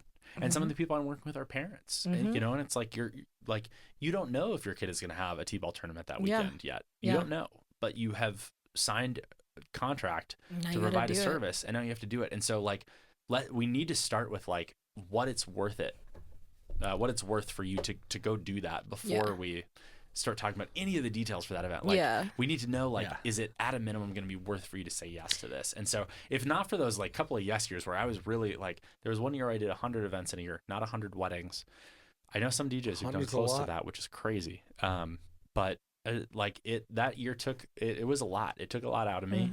I was unhealthy. I was unwell. It was a really hard year. And after that, I learned a lot of lessons about what I needed to say no to. And, it's hard. Like they're important years to build a business. But it's sometimes you hard don't to know that hold it's yourself and like what your needs are, you know? And sometimes you don't know that it's a thing you want to say no to until you've done it. Yeah. You know, you just don't know that like, oh, this is not, I don't want to give my time and energy to this. Like Cassine and I talk about it a lot of times, like things in the context of just like, what is it going to take for me to get out of bed this morning? Yeah. You know, like roll out of my house, put on real clothes. Like That's there's real. a price to it, you know, like for me to shelve all my needs yeah. and all my desires to say like, because I'm sure we're all similar when we're working with clients. It's like your needs are number one. Right. It's service industry. Like what you need is like, let me know. Like we're on it. Right. And so what's it worth it to you to shelve everything? Everything. And to give up Saturdays, to give up like the normalcy of some life stuff, like to miss weddings, to miss special events, like all that stuff. You have to like decide what that is worth. And there are years where, I mean, the years at Aria probably were my yes years, where my first year, maybe not my first year, but I think because the first year we were still like building the business and whatever. But the second year we did 220 some events and I did 114 of them. And when you break that down to a weekly average, I think I don't think people understand how like it's a lot. It's a lot. Yeah. And especially that's not including the prep for those events. Yeah. It's the planning. It's the detail meetings. It's the phone calls, the emails. Yeah. Yeah. 3 meetings with every client. Yeah. Yeah. Easily. At minimum. Yep. 20 fucking emails. Oh, and back in the day when I used to be willing to sit in long ass meetings forever. I remember one where it was in the very beginning days of Aria. They were so lovely and so sweet. And but they wanted to talk about everything that did not relate to what we care about. I don't care about your bridesmaid stresses. I'd be straight up, I don't know anything about that. Oh, no. Yeah. I'll let you guys talk about that when I'm out of here. And we were 2.5 hours into a planning meeting in the evening. So it started at 6. Yeah. It's 8:30 and I was like, okay. And then she's literally, the bride goes, maybe we should order some pizza. And I was like, oh no. No. You're like, I'm not about to hunker down for a meal with y'all. I'm trying to get out here. And I was like, you know what? Actually, I think That's a whole nother hour. She's ready for 11 p.m. Yeah. In Minneapolis, pizza's like an hour away. I know. It was rough. It was really rough. It was it's a real memory. I will say, going on your point about is it worth it on Saturdays? I'm a new father. My son's turning 8 months tomorrow. Thank you. But I've hit this point where I've been pricing things out. Yeah. It's like daycare. Yeah. I'm like, yep. There's gigs now that are I used to be able to be like, oh yeah, I could take that gig, easy half day event and everything. Now it's I need everything you ask me to do, I have to do. I need to find someone to watch my child. If I can't find someone to watch my child, I have to pay for somebody to watch my child. If it's a long form and I'm running out of days that are cheaper, where it's oh, I need to now send my kid to daycare for the first time. That's a lot of money. Mm-hmm. That's a whole day of work right there just to cover free. For that week. Oh, sometimes you're paying in. You're not even working for free. So it's just now it's I'm not willing to take those short days that much because it's just not worth it to me. It's I lose that money. I lose that time with my kid. Yep. I stress about my kid being safe. It's just that the opportunity and how much you have to give up. I totally can understand what you're talking about. Yeah, and I think when we were starting up Event Group, I shared earlier that our goal was to be people-driven, talent-focused. Mm-hmm.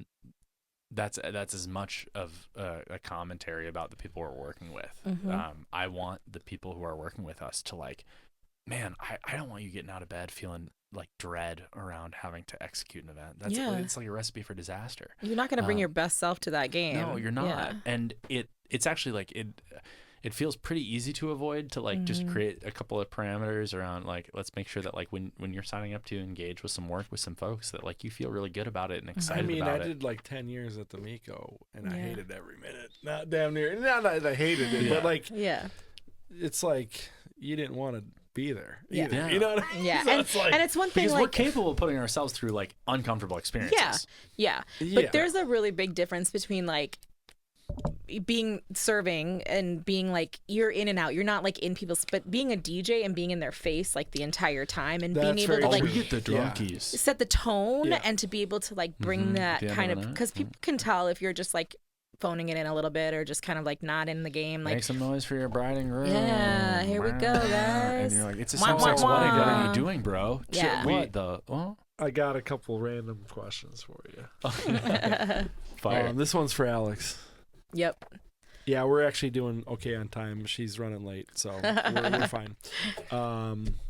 We got like 10 minutes left. Okay. Drake or Kendrick?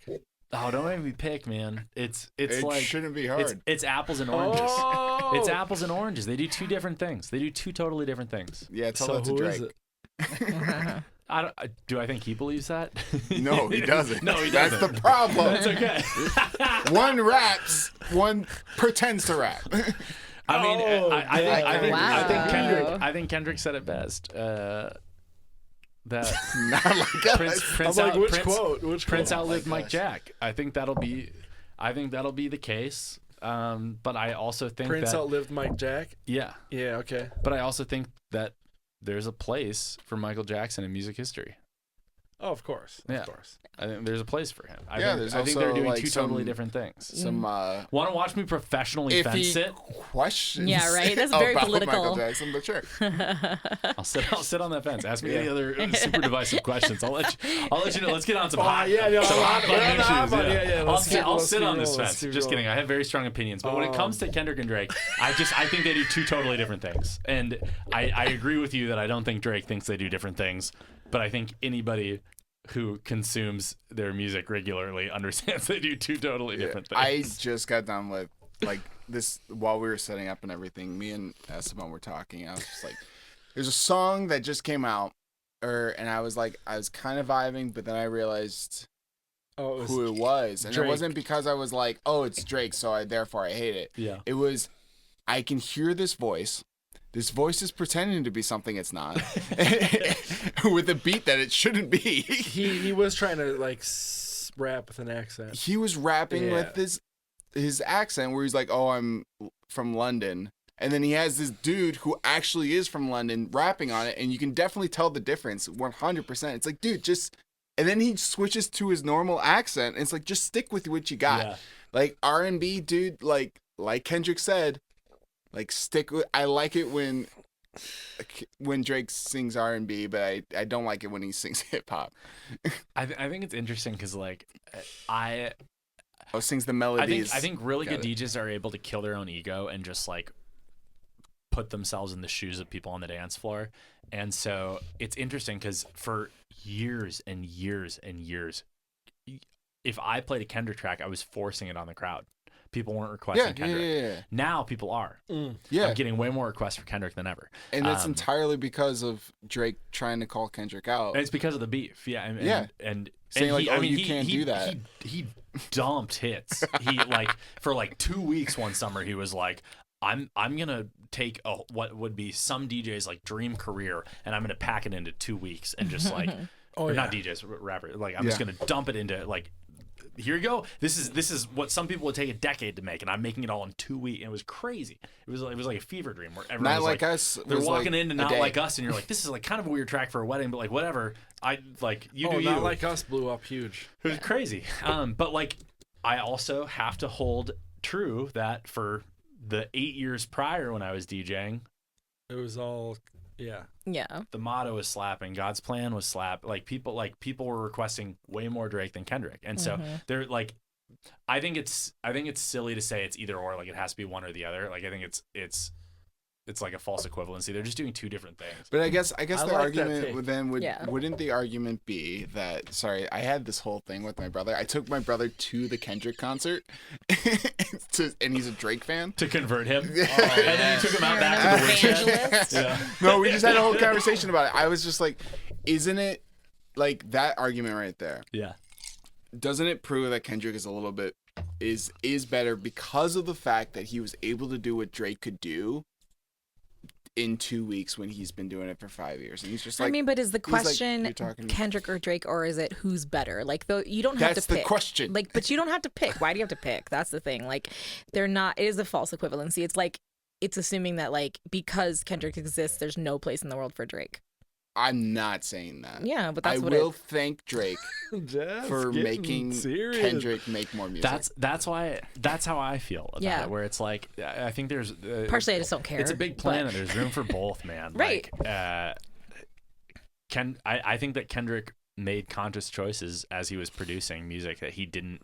Look at me getting in the mind of Kendrick. No. Yeah, no. But But he's he's like, he's like I a don't wanna different make kind the of music. artist. I don't want to make that music. Yeah, And so he didn't. Yeah. And so when he did make music, it was really intentional and Yeah. meaningful. I mean, to Pimp a Butterfly was one of like it was one of the most iconic albums ever dropped. Right. It's won so many awards that like it's won awards that music has never won. Right. Like it's crazy, Like, you know. what did he win? The Pulitzer or like the Peabody? Yeah. Like, yeah, no, he's a different kind of artist. He's an artist, and Drake is just like a different kind of artist. You know, like it's not the same Yeah. thing. It's definitely a false equivalency, and I just Like, think if I were to be like which is better right now, Andre 3000's Flute album or what Big Boy has done post Outkast, it would be like, well, there's just two totally different things. yeah. yeah, Right? Like I feel like it's art is art, and like Sorry, I I don't know got about the riled Phillies up. again, I but I got wanna riled hear up, it. but you bring up a really great point. I will pause for a He second because I hates do. you. No, Just I kidding. know I do. Just kidding. I'm I gonna ask respect the for comments. someone to escort me to my car. yeah, right. No, I totally respect where He's you're gonna coming. take me to a Kendrick concert. Oh no! I'm just kidding. I love that. No, I totally respect what you're talking about, and it totally does make sense.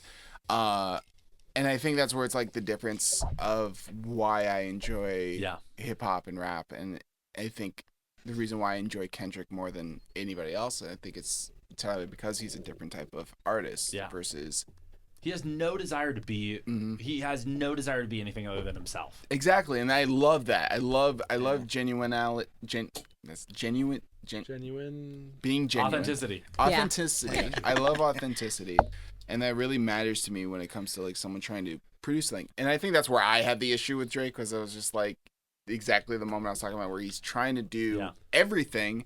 It's like, because you're doing everything, you're not being true to who you are, and therefore it can feel like an attack. But then you kind of like, you're like, I gotta respect the game. Like, how many Grammys is this dude? Hey, got? I Like, will- he's I will- still doing I mean, it. Like, yeah, he's got making the that formula money. Well, and after down. a while, He's you got probably the get bored. money, You're like, let yeah. me try some new shit. He's got the formula As a down. musician, Yeah. it's like I And want to also, play like, who's to say country that now. being like a weird little, you know, like trying all the things isn't authentic to who he is? You know, like to a That's certain very extent. true. Like, I But hear then what you you're hit saying. a point that now we're going down a different path of like him trying to then be the face of something, and it's Yeah. like you can't Yeah, be the yeah, face yeah. of something if you're not of that something. Yeah, that Or appropriation. if you're just reacting to it instead of positively influencing it. Yeah. I think Exactly. that's a lot of people's gripe with Yeah. some artists. Is Yeah. it's like Mhm. you're not driving the industry forward. You're just responding to trends. Mm-hmm. Yeah. And I think like Yeah. to pull that back to like kind of some of the stuff that we do too. Like Yeah. it's like are you just like replicating what you've seen done Yeah. before, or Yeah. are you like, and especially like in the DJ world, there's a lot of. A good example is, I don't know if you guys ever saw that TikTok that went super viral last summer or maybe earlier, but it was that DJ who played in the middle of Turn Down for What, like during the build. He hard dropped into Dancing Queen. Yep, I remember that. And there was like a video that went viral of someone being like, yeah, turn down for what? Yeah. And you're like, what the? Like, and it went super viral. And Yeah. then every single DJ after was like, all right, I'm going to play Turn Down for What? Oh, And then I'm going to 100%. hard drop into Dancing Queen. Yeah. And like, I think there's a place for that, because like the crowd had, like, people had seen that video. And so when that moment happened, they're like, oh, funny, I saw this. This is hilarious that this DJ just recreated They this want moment. that Yeah. experience now. But so it's this weird tension because it's like they created that moment for that room, but they didn't create that moment. They just like replicated it for that room. I think that kind of goes into to one of the episodes we've had recently where we're talking about the authenticity of like today's culture when it comes to YouTube and everything. Everybody's copying everybody else's work and stuff, especially in the DJ world. And so I didn't know that was happening in the DJ world like that. I thought, all the time. Wow. There's a lot of DJs out there who like gatekeep their like real like some really clever transitions and routines because they don't want to like put it out there because they're like, everyone's gonna steal it. Like a really clever like if I say wordplay or tone play, does that mean anything to you guys? Mm-hmm. So like like a really clever wordplay where it's like I found a funny way to like use a lyric and get into the next song, and if I put it out on the internet, then everybody's gonna start doing that. Right. And so they're like, I'm gonna keep that for myself. Yeah. But then there are some DJs who are just like, F it, I'm gonna empty the clip and like let everybody know like you can try to copy me, but you won't be able to get ahead of me because if you're copying me, you'll always be a step behind. Like, you can only ever create things that I've chosen to share. And so I have so much respect for DJs who do that, who put it out there. And it's weird because I like in the like even in the Minneapolis market, like I'll see DJs who after I like start pushing a new product or like have integrated some like new element of production into my setup, I'll see other DJs who like jump on that trend and start following that. Yeah. And it's weird because it's like I'm not making that equipment. Right. I didn't create tube lights. I didn't create DJ furniture. Those are all products you can buy. Yeah. But then sometimes you see like a collection of gear and you're like, yeah. That is my Amazon shopping list. Yeah. I don't buy from Amazon. I buy local. Thank you, EMI Audio. But like, sponsor us. They buy from Amazon. But it's like you see it and you're like, oh, interesting. You've started incorporating all the things into your show that I like on-ramped like 6 months ago. Yeah. Mm-hmm. And it's weird because it's like I don't have claim to that. Yeah. I didn't make that equipment. Right. But you see it and you notice it, and yeah, I don't know. It's weird balancing like how to follow trends and what people are asking for while trying to stay ahead. And I think there's like a point when you get to a certain point in your career where it's just like it's going to happen whether you want it to or not. And are you depriving yourself of like having that creative, like doing those creative things that you want to do because you're worried somebody's going to steal it? It's like, I don't know, like someone else, if you don't put it out there, like, somebody am I jumping else on this trend because I feel like this obsession, like it's like what we talked about the yes years. Like, do I feel like, am I worried the well's going to dry up and I have to keep evolving or I'm going to die? Like, do I... Yeah. I mean, I had, when we were opening up a space, like I had another venue literally lift like all of our wording, all of our language, all of our pricing, and just like drop it in a different document, like down to the font, to the point where like somebody's like mom noticed. It was so obvious. And I was like, I mean, what am I going to do about it? You know, B, like, I don't own this. Like, I don't, like, I may have put all these collections of words together, but like, it doesn't mean that I own it. And also like, I know, and most people know that we did it first, and like most people know if you did it first, or like you're setting yourself forward in that stuff. Even if they don't know it's exactly that, they still know that you're like on the front end of it. Yeah, or that at a minimum, even if you've been doing it for 6 months, they're like people are like you said, lifting is a very generous way to describe it. Copying like what you've created, plagiarizing, you know, right? I had a DJ once who was like, how are you charging for this? How are you Let's packaging pick your brain. things? Yeah. And then the next day, their pricing page was my pricing page. It was identical. Yeah. It was indiscernible. There was no difference. And like with stuff like that, I'm like to me it's whatever. I don't care. Yeah. If you want to do it, you do you. Sell yourself however you want. But it's like at least like this is like to my face. Let me know. Acknowledge, that, like, be like, hey, oh, that's do you a mind really if good I idea. like try to do what you're doing? Yeah. Or oh, I never thought about structuring that way. That's really awesome. That's a great way to structure it. Yeah. I'm gonna do that. Yeah. You care if I? Because it's not something that you can like. I think I would upgrade it. Yours. Or I think your I would own. change it a little bit. Yeah. You're like, you know what? I mean, even if you're try to hide it a little gonna, bit, You would think, plagiarizing, you gotta change a little bit Yeah, you around. gotta Come on change- now. Yeah.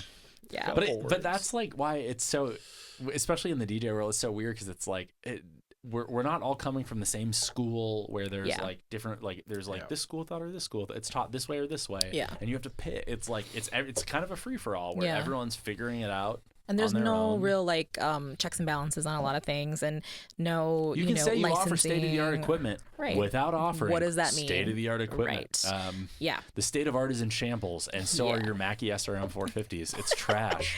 Yeah. Yeah. That's And- a deep and- cut for. Yeah, you've seen those gray tanks out of Oh the. god, yeah. Well, they got the V3s, the V2s. Yeah. Okay. All right. Yeah, no, I mean, and people just sometimes they swear they know that people when they're first starting out in the field they don't know that they're doing the wrong thing always. Like Yeah. try to give them the benefit of the doubt of that too. Like there was a person who was a while back trying to start their own wedding planning business, and they were taking photos at other people's events and putting it on their Instagram, but yeah. not tagging people that wasn't their shit. God damn it. Yes, and people They needed content. people They needed started goddamn- noticing, and I actually reached out to him and was like, "Hey, I don't know if you know this, but like that's You kind didn't of do that." bad taste, and I feel like you're gonna get like you're gonna get some strong feedback about that if people start to notice." And they were like very defensive about it, and we're just like, "I think it's fine. I was there," and I was like, "Okay," and then they got called out. Tell me later. Tell me bad. later. They get cooked. Oh, just fucking Tell me fried. later. I wanna know. Fried. That's why. And I was like, that's I why don't try want not to to say I sweat told you that so. stuff Yeah. sometimes, because it's like at the end of the day, if you're not genuinely creating the things that you're claiming, like by putting it out as like hire me because I can create this. If you didn't create it, you didn't create it. Yeah. And when it comes time for you to create it, that's gonna be a heavy lift. Yeah. If you're not used to Yeah. creating that, 100%. it's gonna And be a if- heavy lift. If you're just trying to share something that's inspired you, that's different. Like you can share inspiration and be like, Yeah. I was really, this is an amazing setup by so and so. Giving someone props costs you nothing. nothing, and It doesn't devalue your brand. exactly. Yeah. It doesn't make you look bad. Trying to steal credit for their stuff does make you look bad, but giving them the props and being like, I love this. This is amazing. This inspired me. What's wrong with that? Nothing. But doing it the other way is not good. Not good.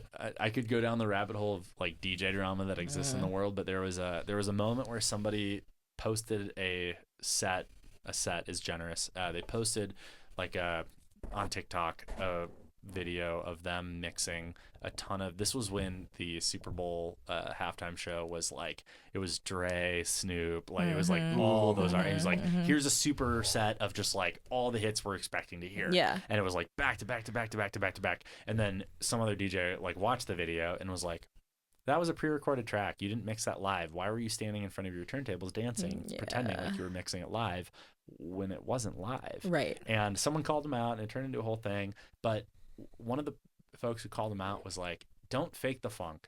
Like, don't fake the funk. You can't pretend like you're doing it live when you're not.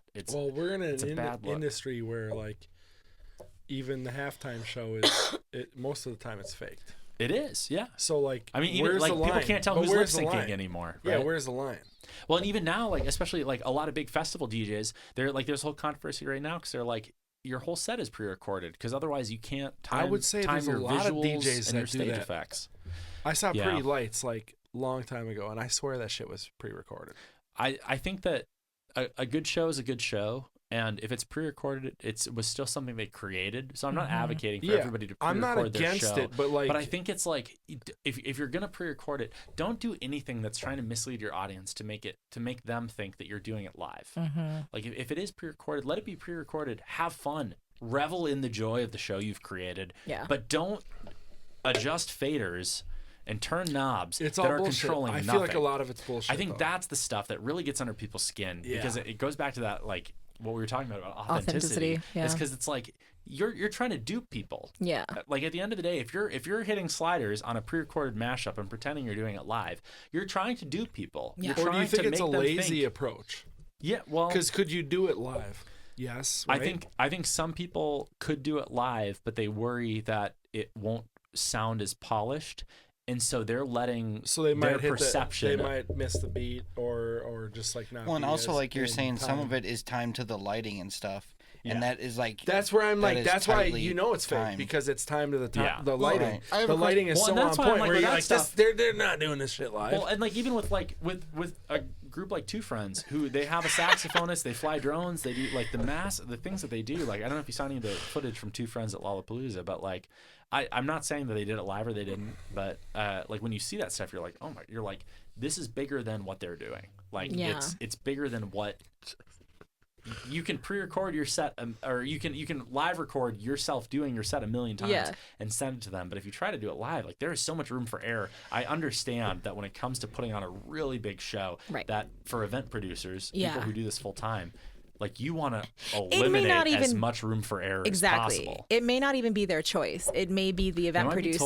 Like there's so many other elements that are going into it that have to be timed perfectly. Like it may not be their choice to do that because they might just have to. I mean, like I'm sure that's on some of the award shows. Like people. They're like, no, you're going to lip sync it, right? Because we don't have any margin for error on this thing, you know? We have a minute and 28 seconds between commercial breaks, breaks, and that's all you the get. Super Bowl, it's like, we got to nail this. We only got so then it's like, if we're talking Super Bowl, we're talking Super Bowl. But if we're talking about your TikTok... Yeah, that's different. It's just kind of lame. Like, it's a little lame if you're going to do it on your TikTok because there's not really an excuse. It's just like, okay, you just didn't... Yeah. And if you can't do it live, that's no big deal. But don't put your DJ board in front of you and pretend like you're doing it live and try to trick your audience. With nothing plugged in. That's turning that fader. I know you've seen the videos. I've seen them too. You see a DJ that's playing, and they're like out there doing the thing, and they're like faking all the like, and then you see the back of the board. Nothing is plugged in. Not even a power cord. You're like, you can tell because you're like, there's no lights on your board. Right. It's nothing's all off, lit up. dog. I'm sorry. I'm confused. Here's where I'm confused about. What are they supposed to do? Like, they're not singing. They clearly don't dance. What are they supposed to do? Turn that knob. Do it live. Why are they just not? Don't get on stage. Just don't go on stage. I disagree because I think they're dancing. I think they want attention. I think often when people do that, jumping up and throwing your hands up is not dancing. I think it's very much a look at me. I'm doing it. You're looking at me. We're doing it. Like it's like a weird. Yeah, I don't know. And I maybe I'm being a little bit of a hater because I don't put a ton of content out there.